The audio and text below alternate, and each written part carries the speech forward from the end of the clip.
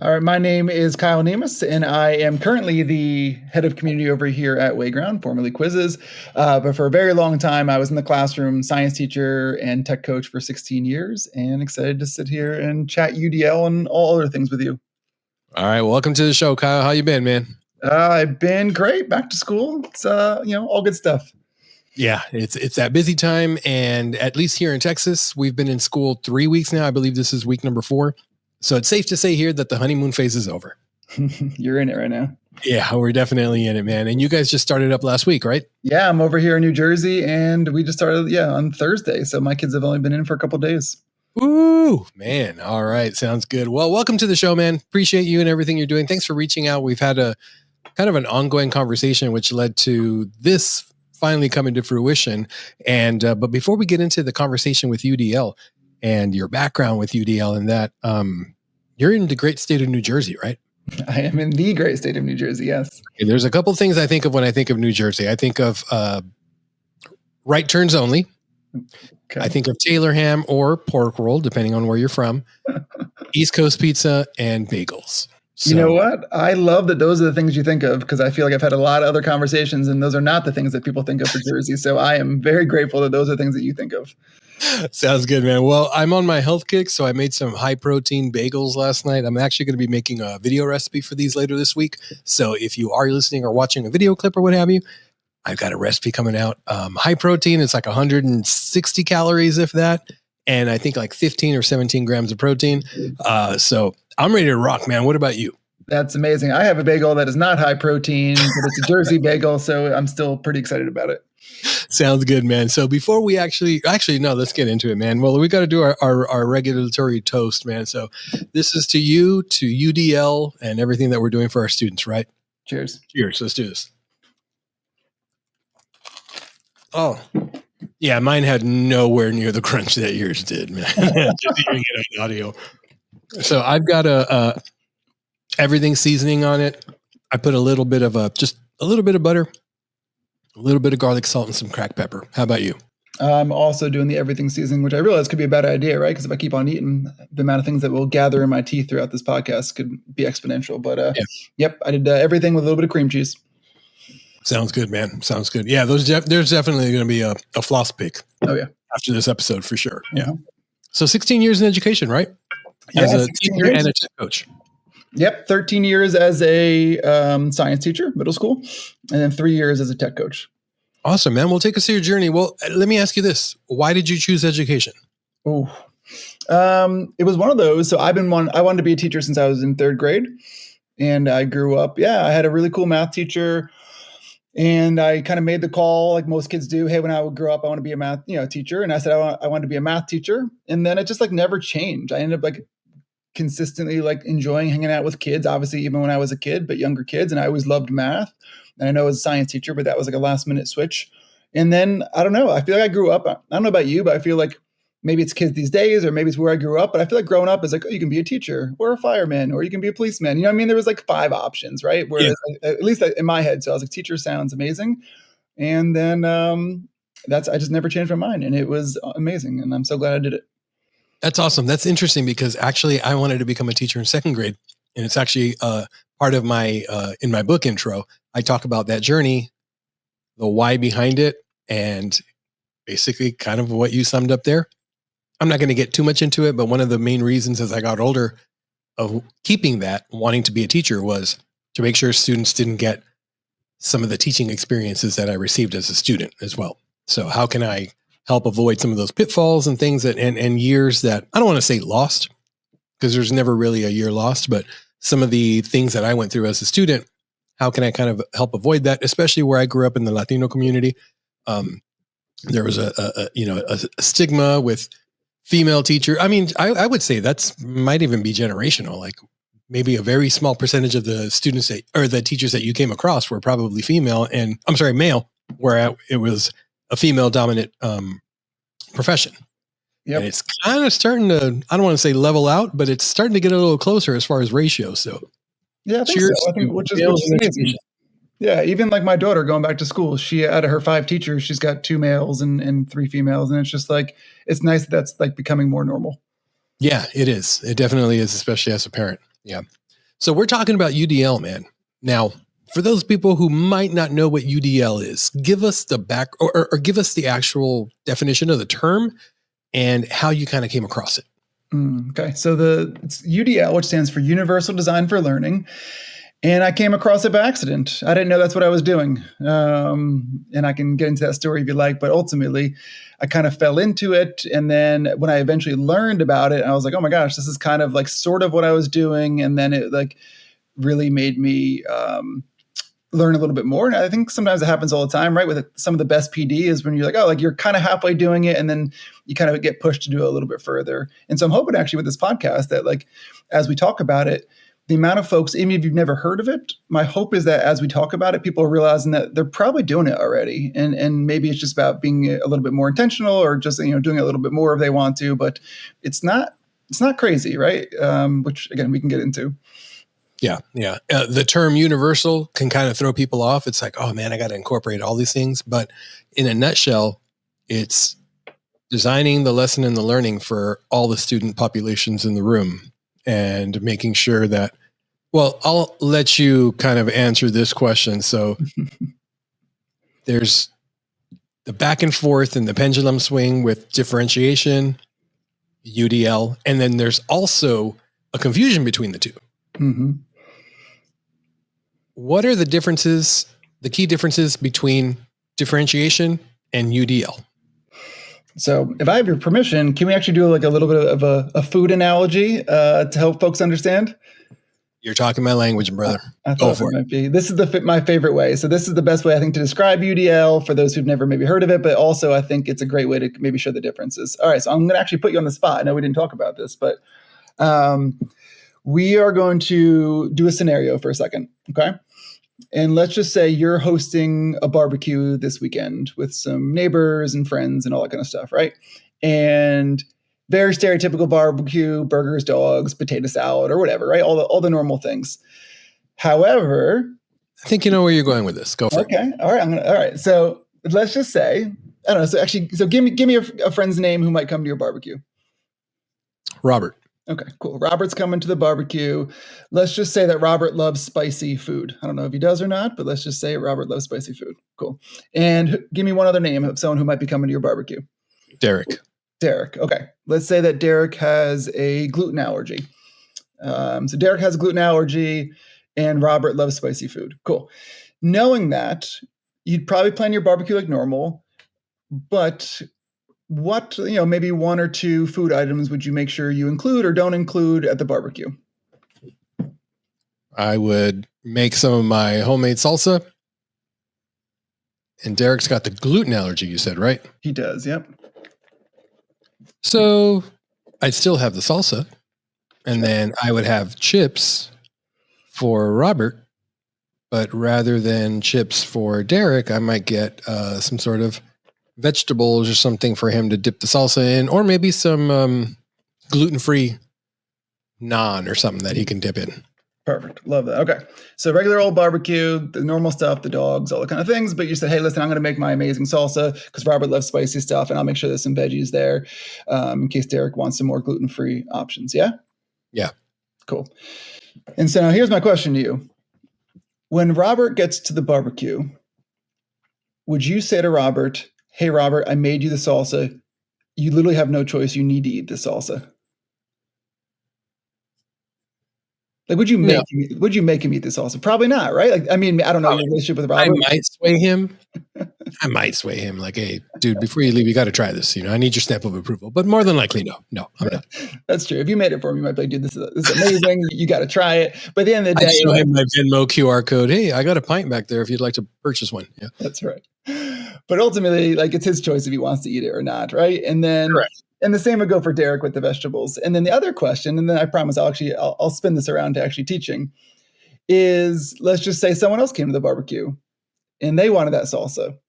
I have to imagine you'd probably allow them to have the salsa as well, even though you really probably didn't make it for them. You made it for Robert, but like if someone else wanted the salsa, you'd let them have it too, yeah?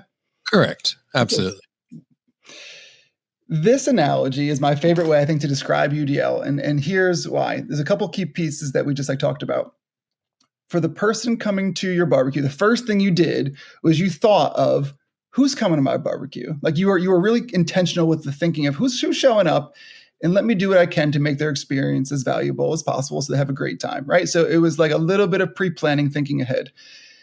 But then the second piece, never happens in education, by the way, right? No intentional planning whatsoever. Right. And then the second piece there, which was really important to, talk about, is that like there's a lot of choice that like, okay, you made it for Robert. It's his choice. If he wants it, other people could have it. And so something that might be good for Robert might be good for other people too. Right. And the same goes for Derek. And so this is what UDL is. UDL ultimately is thinking about who's coming to your classroom and being really, really intentional about the options that you might put out for those people. I always say it's like a really, really well thought out kind of like buffet sort of thing. But at the end of the day, you let people choose what they want to do. And so that ends up becoming like really, really important. And again, the question you asked was like, okay, differentiation versus UDL. They both have the same goal, right? You want your students or the people at your barbecue to have the most amazing time. They want something that's personal. But differentiation, I want them to have access to what it is they want and need. That's right. Right. So they have the exact same goal. I think the main difference is if you were to approach your barbecue with a differentiation, you would have took everyone's orders ahead of time, or actually you wouldn't even took their orders. You would have said, listen, this person, I know they love spicy stuff, and you make them a plate and say, here's your plate of stuff, and they get what they get based on what you believe they needed, right? And you it'd be like individual plates for different people that you as the teacher, which is really hard to do because you have to like make the assumptions of what they want and like give them only like what they get sort of thing. And so UDL, the reason I love it is because it gives them a lot more choice and flexibility. And like one of the main sayings in UDL is like good for one is good for all. So you might put out something that's good for one person and then all of a sudden someone else also benefits. So does that kind of help explain the difference? It absolutely does. It absolutely does. Number one, it makes me not want to invite Derek to my barbecue, no, which is not an option in education. We don't turn kids away. Yeah, absolutely. So it does make sense. It's that student choice, and you're giving them what they need to accomplish. So like, for example, if we need to hit these standards, we could do this one of 3 ways, one of 4 ways, and you could show me mastery by doing X, Y, or Z, or a combination of them. And if it doesn't fit to your liking, then there might even be another option where you can show me that is not presented on the table yet. So, yep. And I think if I'm going to just like wrap up this analogy, then I promise we can, stop talking about food if you like. Is that if you're a teacher listening right now, you might be like, okay, that's all well and good, but like I have to have a barbecue every single day in my classroom, right? I need to make a different lesson day in and day. If I said host one barbecue, no problem, but you have to make multiple lessons probably a day. And so eventually, let's just say you had Derek coming over every day. You might not make him salsa every day because you're like, I can't make salsa every day. That's just like way too much. But you might put out a bottle of hot sauce, something that's like, listen, Derek, I know you like spicy stuff. Here's my favorite hot sauce. And so what UDL is about is finding that perfect balance of things that are like accommodating those needs, but in a way that is actually very, very obtainable. So putting out simple things or that are accessible to students without like having to create, again, the salsa every single day. Okay. All right. Now you actually put this into practice in your classroom, right? I did. Yep. What grade level or levels, if you don't mind me asking? Yeah. I was 7th grade. 7th grade. Okay. So you had multiple periods every day. So you had anywhere between like 18 to 30 odd kids coming in at any class period. That's right. What does that look like in a middle school? You left. Well, I'm thinking about your hair side too. The middle school flip. What does it look like essentially like when you're doing UDL in class with that? Kids? Yeah. Like if I'm an administrator doing a walkthrough, an informal visit to your classroom, nothing, I'm not doing any sort of evaluation, just popping in, seeing how things are going. What would I see in your classroom where you have UDL practice going on? Okay, so I'm going to answer this question at the beginning of like my UDL journey and maybe towards the end of my UDL journey because I think I love that. Because I think if someone is in the beginning, the last thing I want to say is like where I was at the end after many, many years of like just experimenting and trying to get things out there. So if you walked in and I was doing UDL in the beginning, you wouldn't even notice it. It wouldn't even be this like crazy thing where kids are all doing different things. And so here's what it might look like. It might look like some kids on a computer, let's just say watching a video and learning about photosynthesis. And then I put some textbooks on the table because I knew that there was a couple kids who hated learning from videos and really preferred to read. So you might just walk in my room and see most kids watching video and a couple kids reading a book at like the simplest like level of UDL. And that's not mind blowing. It was just me throwing out some textbooks because I know some kids maybe wanted to read. So that's like the simplest way I would describe it in the beginning, is just like throwing out like one simple option for other students. Or this is one of my favorite things I did. What I didn't realize was UDL. That is UDL. And obviously now I work for Waygound. So, I don't know if I should be saying all this, but it happened when I was doing either quizzes or other platforms that were, great for review games. And so I think sometimes as teachers, especially brand new teachers, I was guilty of this, of generalizing students. And so like you find something really fun, right? I'm going to throw out GimKit. I don't know how well you know GimKit. I used to love GimKit with my kids, right? And so I used to be like, guys, GimKit's amazing. It's so fun. Everyone's going to do a GimKit and like, you're all going to love it because GimKit's so cool, right? And so what I found is that like GimKit was awesome for most kids, but there's maybe like, I don't know, 2 or 3 kids who were like, it was like their nightmare, right? They're like, oh, it's so intense and I don't like leaderboards and I don't like competition. And so I used to be like, no, come on, you're going to play, you're part of the class. And so at some point I just said like, you don't have to play. The whole point of GimKit is like to review the content. And if you want to sit there and just read over your notes for a little bit or have a friend quiz you, like that's fine too. And so that's UDL in itself too. It's like ultimately like giving the kid an option to like play the review game or learn a different way, because in the end they're ultimately still trying to get to that same spot. So it's just kind of, I think it's like it's that mindset of just like allowing kids not, to just like maybe not do everything that everyone else is doing. Okay. I have to ask a follow-up question. Feel free to take a bite of your bagel because it's kind of a loaded question. You might need some nutrients to back you up right now. Go ahead. I'm ready. Bring it. All right. I want you to think about this and don't answer it yet. Were you able to, whether it was on purpose or whether it was just on accident, kind of pull people into the UDL train? And then follow-up question, the grading behind that. I could hear teachers already. I could hear educators saying, that sounds great. It sounds like it's attainable. How would I, as a classroom teacher, as a teacher of record, how would I document the learning formatively throughout the course of maybe a 7-day unit or something? How would I just wait for that last quiz on the day before or on the day of the end of the unit? Or would I do it at the review the day before? Am I doing formative check-ins during the entire 7 days? Am I putting everything in the grade book? Am I putting one thing or 2 things? How do I even tackle grading and accountability in a UDL classroom? That is such a good question. When you say pull people in, let's answer that one first. When you say people, do you mean the students or like, do you mean buy-in from like administrators and parents and so on? Great question. Horrible teaching on my part. I wasn't clear. Were you able to naturally bring other team members or other fellow teachers who saw this in action, or maybe heard the students in another class period say, hey, we're doing some really cool stuff in that science class. I'd like to kind of do that with my students as well. And then you kind of bring them under your wing, or maybe you throw the book or what have you, or just have them come do a walkthrough or sit through a couple lessons or something like that. Were you able to bring other educators on board? And that's such a big question too. And I think at the end of the day, like everyone, I said, take a bite of your bagel, man. Yeah. No, I think it's a bigger question of like, okay, like everyone who's listening to this podcast is probably on a team, and ultimately, like, is it your job to teach the other teachers what to do, or is the best you can do is show up for kids and then hope some of that, like, the good stuff rubs off? And so I think, yeah, I very much loved and believed in it. And I think the best I would probably do is I would never tell anyone what to do and how to teach in their classroom, because there's plenty of people who had completely different teaching styles than me who were just absolutely incredible.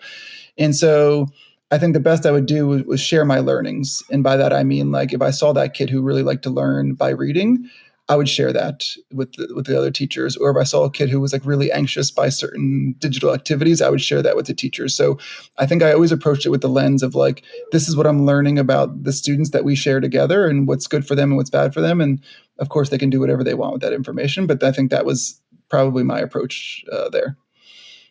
Great. I love that. I love that because it is not our job. It's our job to focus on our students, student learning and outcomes. And like you said, if you can give insight to other team members or what have you, other faculty, then great. You know, the more information, the better. Now, as far as the grading goes, Yep. how did that look? So, okay, let me back up. How did that look year one? And then how did that look year 16? Okay. Or year 13 because you went into the coach position after that, right? Yeah. But I hear, and in real estate, I didn't start year one, right? I didn't even start this until I was probably in my like 9th or 10th year teaching, right? I was surviving my first year for sure, trying to. Year one of UDL in practice and your last year of UDL in practice. Yeah. I would say from the grading point of view,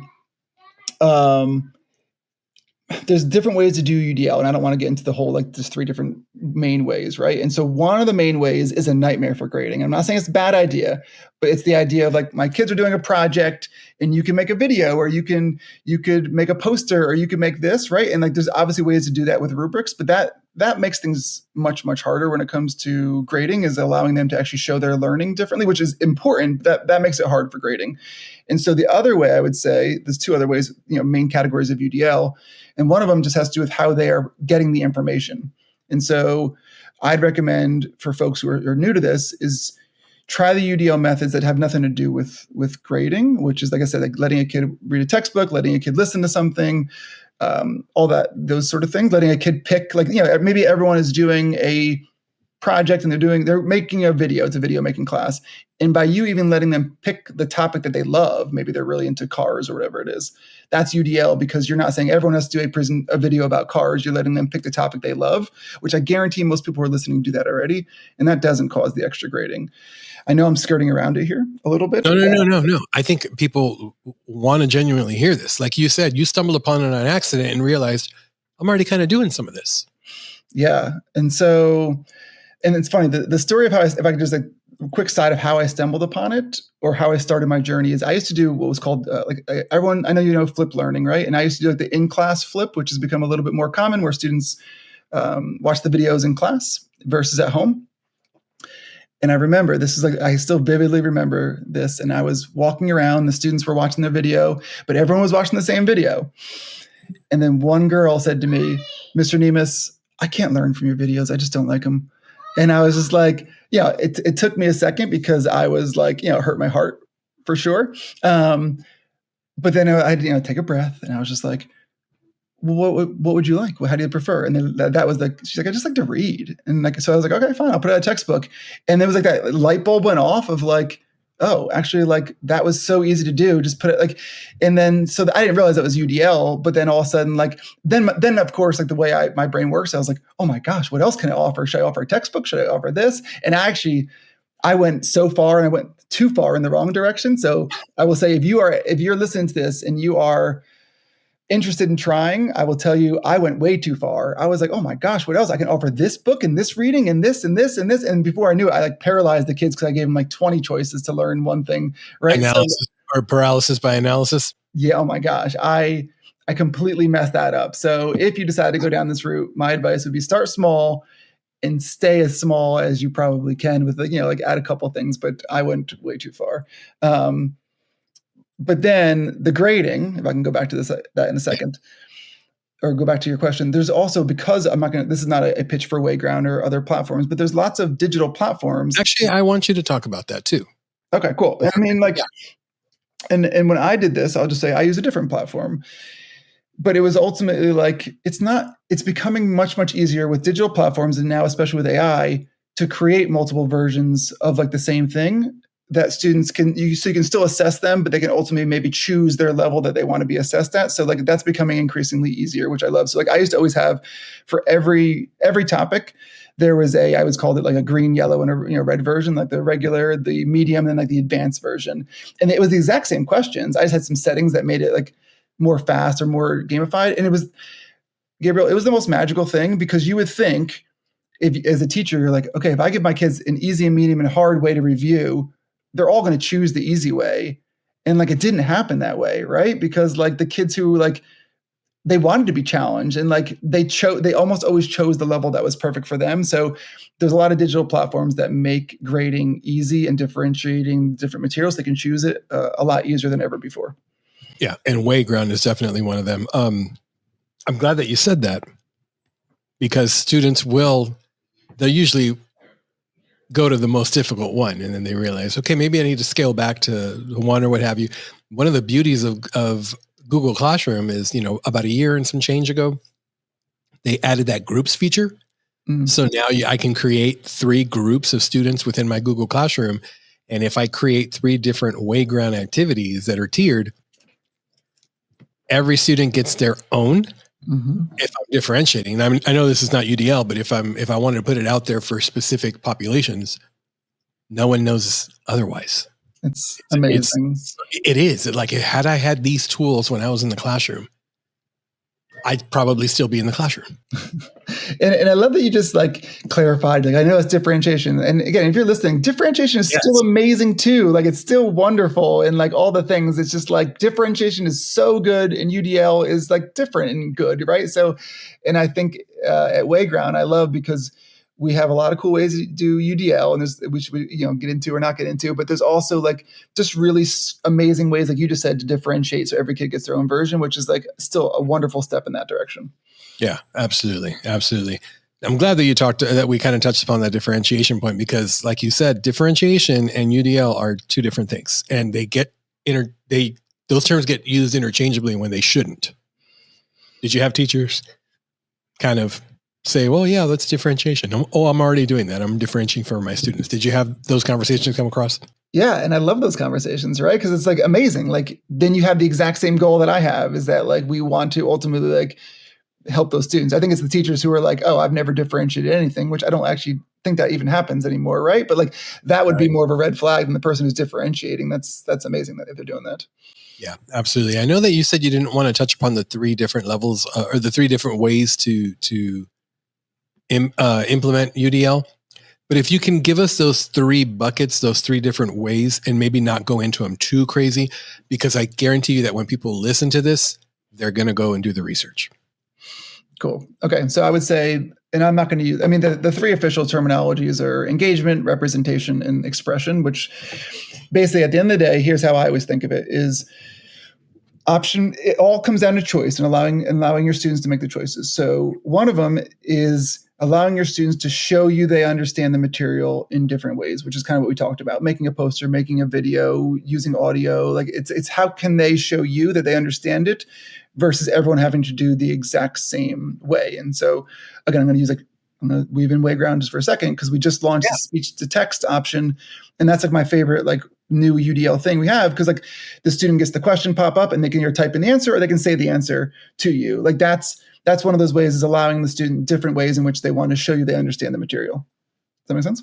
Yeah, absolutely. Okay, so that's one bucket. The other bucket is allowing them to get the information differently, right? And so that's like, okay, you can watch a video, you can read a book, you can play a game, you can basically get the information all sorts of different ways, right? And even that is like, there's little nuances there, but like, like the font that they choose, that they want to engage with it. Like there's all like when Google Docs came out, like that was the most magical UDL thing ever, because students could like change their font and change the size and change the color of the documents in, and how they got the information in all sorts of different ways. That's the second bucket. Third bucket is kind of what I talked about with interest. That's just like allowing them the different options to choose, hey, I'm really, really interested in cars or video games or Bluey or whatever, right? The simplified level is more so like allowing them different ways in which they want to stay engaged and interested in what you're actually working on. Got it. Okay. So you have your engagement level, which is your choice. Mm-hmm. And then you have, what did you call the second one again? I don't recall. The second one I said was there's representation, which is representation, receiving the information in a choice of different ways. That's right. Yep. And then the third one is that exploration, where they kind of take on that ownership and that student agency and different ways to show their learning. That's right. Yep. Okay. All right. So for those of you listening, maybe watching, go forth and learn, right? Yeah. You talked about that speech to text feature in Wayground. Mm-hmm. How new is that? That came out, I don't know, I think 2 weeks ago, maybe. Okay. It's funny. I literally ended my day at work working with a teacher with Wayground. She wanted to learn how to do something in there specifically for a different population. So I was like, okay, you know what? I'm at one campus. Let me head over there. I'll work with you. And I have a follow-up meeting with her. But that paid version is unreal. Okay, tell me. I have one campus that's all in, then purchased it, and then the other one who's kind of looking at it. It is unreal, man. It is unreal. So, can I ask, from your point of view, who works with both versions, like why do you say that? One of the biggest things that comes across is the ease of accessibility, the tiering of different things, the multiple ways I can create anything, whether it be a lesson, whether it be a quiz, whether it be a slideshow. I can't think off the top of my head. I'm picturing the menu right now, but the different ways, and you can do that with the simple upload, with all the AI features that are built into it now. So and that's not to say it created it. I'm done. Mm-hmm. Let me doom scroll on TikTok while my students are at specials. No, I'm talking about it created it. And here's my rule. Anything that is AI assisted, what I always tell teachers, and I hold myself accountable for as well. If this activity that I'm creating typically takes me 20 minutes to create, with the assistance of AI, I could probably get it done in about 3. With a good prompt, I could probably get it done in 3. So what I'm going to do is I'm going to take those 20 minutes, or I'm going to take those 17 minutes that I saved. I'm going to cut that in half and round up. In this case, I'll round up to 8.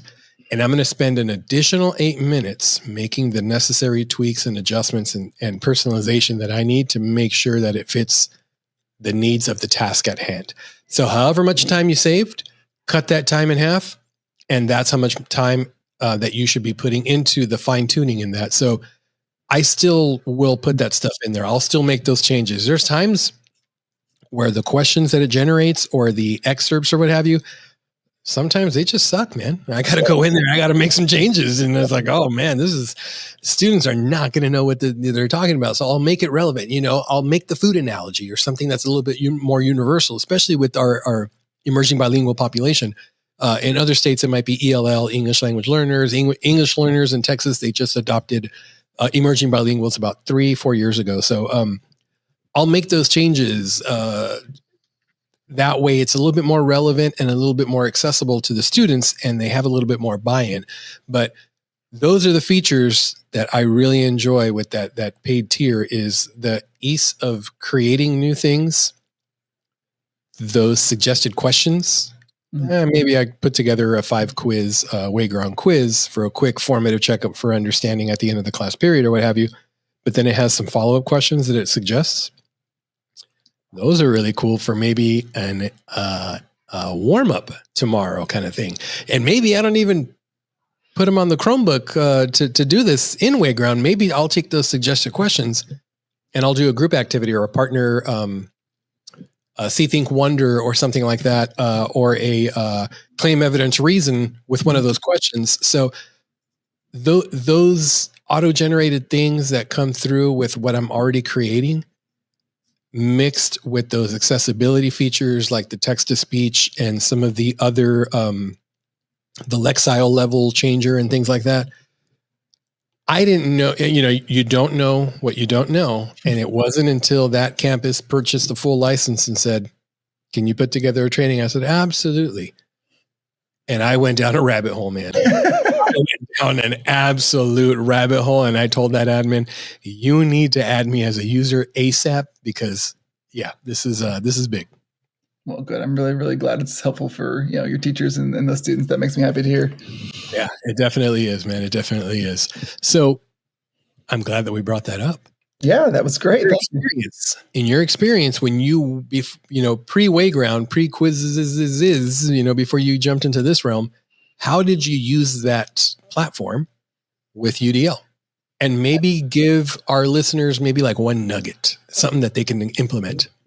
How did I use quizzes when I was teaching the classroom to fit into my UDL to fit UDL, your practice of it in your classroom?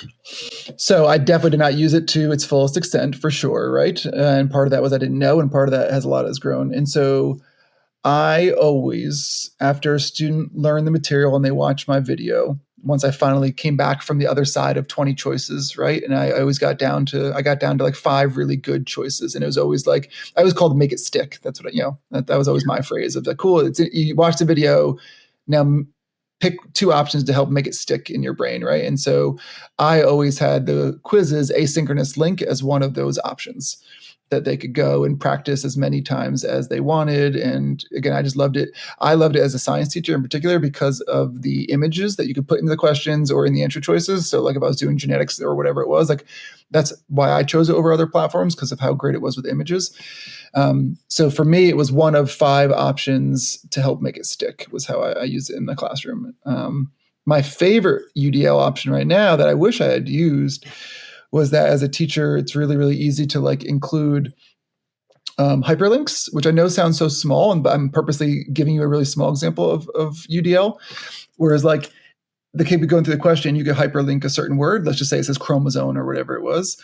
And so that means that every question that pops up are those big words. Any student who needs to click on it, it could take them to like, again, your notes page or a definition of it. And the kids who don't need the definition can just keep on breezing through the question. Like that's actually one of my favorite ways to use UDL, because it's like, there's nothing to it. It's just hyperlinking a couple words, but it could save those kids who are struggling and need that help. So that was the one thing I wish I did more of. Okay. Content clarifiers, we call them. Nice. Okay. All right. My mind's going, man. I could go on and on about UDL and all the things I love about it, or the way I love that Waygound does UDL. But it just, I will say, every time I talk about it, it makes me miss the classroom, because I've been out now for a few years, and I think I'll end up back there one day. You can mark my words. I think I love what I'm doing right now with Wayground. I have the best job ever, but I think I'll be back in there one day. What more perfect food analogy that you're going to come full circle with teaching, right? I think so.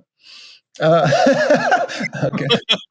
I looked down as you said it, and I said, I can't pass this opportunity. Yeah. I cannot. Well, I would love to continue chatting with you. I know that you obviously have a family, and I've got one as well that I haven't seen all day as well. But before we kind of sign off, and I'd love to continue this conversation in person. That's where I'm going with this. Okay. How can people learn more? Maybe if you have a couple of UDL sources you want to throw out there or what have you, great. If not, no worries. Or at least with Wayground. Okay, let's go UDL in general. Okay. My 2 favorite people are Katie Novak and Caitlin Tucker. Those, I know Caitlin, they wrote a book together, but if you are on social, you want to follow someone, Katie's been doing UDL for a while, and Caitlin's the queen of blended learning and has really taken on a lot of amazing stuff with UDL as well. So those are just 2 people I would say just to follow them and see the things that they're posting, because they are just incredible. And then when it comes to Wayground, if you search on Google or YouTube, it still says quizzes right now, but it says quizzes UDL. If you just search for quizzes UDL, I made a video of like the top 10 of my favorite ways that like there's some really cool, easy uses of UDL within the platform. So just to make it really, really easy for yourself. So that's where I'd probably start. Perfect. All those links are going to be in the show notes, ladies and gentlemen. That way you don't have to pull over on your drive to work. Maybe you're driving to the bagel shop, getting your bacon, egg, and cheese or what have you, or maybe you're on your walk this morning. Doesn't matter. All that information is going to be show notes. That way you can connect with Kyle. You can get some more information on UDL, maybe get started with Wayground and those top 10 UDL implementations in the classroom. Before we go, I do have a $1 million question for you, Kyle. I asked this of about 90% of the guests. I would love to say 100, but I'm going to be honest with you. Sometimes I just forget. So let me know if you're ready for that $1 million question. Hold on, let me get a bite real quick, and then go for it, man. You're going to need some brain power for this one. Yeah. This is going to be by far the most difficult question you've been asked, possibly all day. Okay. Now, I'm going to tell you to go with your gut. Don't overthink this question, as many people do, and don't give me these scenarios. Well, if it's this, just go with your gut and give me your answer. Are you ready? You got it. And it's terrible. You can, edit out all this nonsense or just make me sound really smart if I need to. Is that part of the deal or no? No editing whatsoever, man. All right. Bring it. Here we go. Corn tortilla or flour tortilla? Okay. Don't overthink it. Corn. Don't overthink it. Corn. Corn? Yep. Whoop. There we go. That's what I was looking for. I'm team corn as well. I respect a good flour tortilla, but there is nothing like a good corn tortilla, man. Good corn tortilla. My mouth is watering as I'm saying it out loud. And which is why I had you on the show. I just had a feeling you were team corn. So I was like, can't pass it up, man. So, all right. You had me nervous. Yeah. I'm glad I did. And lastly, how can people connect with you on social media? I'm mostly on Twitter still. Kyle Niemis, Kyle Niemis. I still am trying to post all sorts of helpful things for teachers all the time there. That's probably the best spot to find me. Sounds good, man. Sounds good. All right. Well, I appreciate everything that you are doing for our educators, not just with Waygound. Usually when I have guests about a particular platform, we talk platform, but you really wanted to speak about UDL, the importance of it, why it's important. And not only from the outsider looking in, but you've lived that life. You've lived this. You've done this with students. You saw the change. You saw those aha moments, and you saw those student learning outcomes firsthand, which is why more than likely you were implemented as a tech coach off the bat, because they wanted you to push that message forward to other teachers. And then here came Waygound and said, "Nah, we're snatching you up, man. You're too good." So I just want to tip my hat to you for everything that you contribute to our educational space and everything that you are doing for our teachers, ultimately for our students. So thank you. And thank you for everything you're doing, and thank you for having me on.